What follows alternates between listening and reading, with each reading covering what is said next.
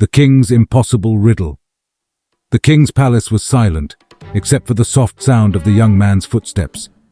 He stood before the throne, his heart steady but his mind racing. The selfish king glared at him, a wicked smile curling on his lips. "You claim to be wise," the king said, his voice echoing through the hall.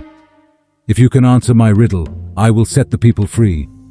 But if you fail, you will be banished forever."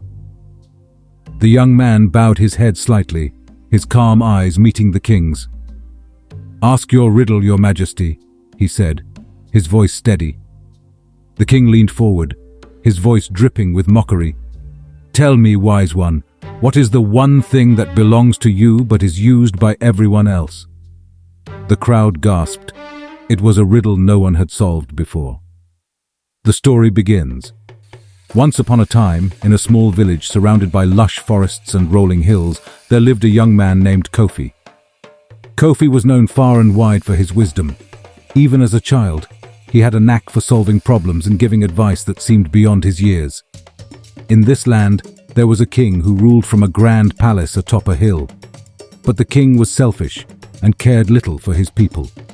He imposed heavy taxes, hoarded food during famines, and silenced anyone who dared to speak against him.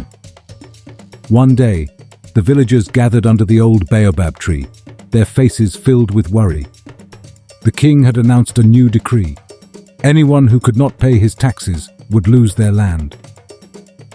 "This is too much," an old man said, shaking his head. "We need someone to speak to the king on our behalf." "But who would dare?" a woman asked. "The king listens to no one." Kofi, who had been quietly listening, stepped forward. "I will go," he said simply. The villagers gasped. "Kofi, no!" "The king is dangerous," Kofi smiled. "Sometimes the only way to challenge greed is with wisdom." The journey to the palace. Kofi traveled to the palace with nothing but a staff and his wit. When he arrived, the guards laughed at him. "What do you want, boy?" one of them sneered. "I wish to speak to the king," Kofi replied. The guards were about to dismiss him when the king himself appeared on the balcony. "Who dares disturb me?" he roared. "It is I, Kofi of the village," Kofi called out. "I have come to challenge your selfishness with wisdom." Intrigued by the young man's boldness, the king ordered him to be brought inside. The test of wisdom. The king was not one to be challenged without consequence. He decided to humiliate Kofi in front of the court. "I will ask you 3 riddles," the king declared. "If you answer them all correctly, I will lower the taxes and return the people's land. But if you fail even one, you will pay dearly." Kofi nodded. "I accept." The court fell silent as the king asked the first riddle. "What walks on 4 legs in the morning, 2 legs at noon, and 3 legs in the evening?" Kofi smiled. "That is the story of man. As a baby, he crawls on all 4s.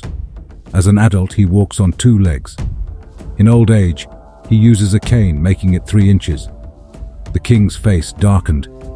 He had not expected the young man to answer so easily. The second riddle. The king leaned forward. "Very well. Here is the second riddle.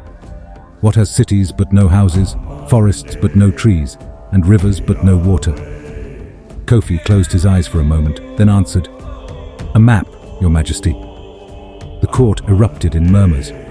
The king clenched his fists. The final riddle. The king's eyes gleamed with malice as he asked the final question. "What is the one thing that belongs to you but is used by everyone else?" Kofi paused, his face thoughtful. The court held its breath.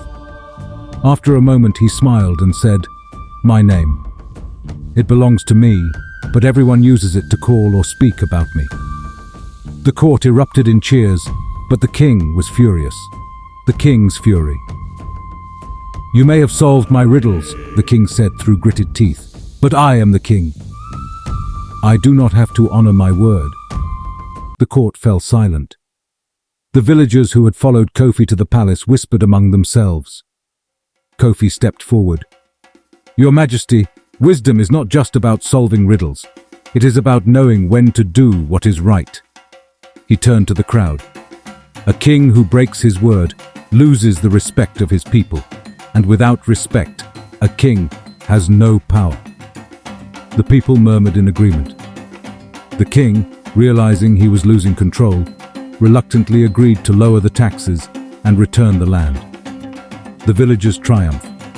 Kofi returned to the village as a hero. The people celebrated his wisdom and bravery, and the selfish king, though still bitter, never dared to challenge the villagers again.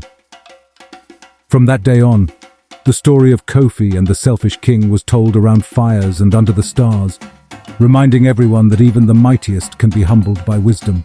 And so, the wise young man taught a kingdom that true power lies not in riches or fear, but in fairness and understanding.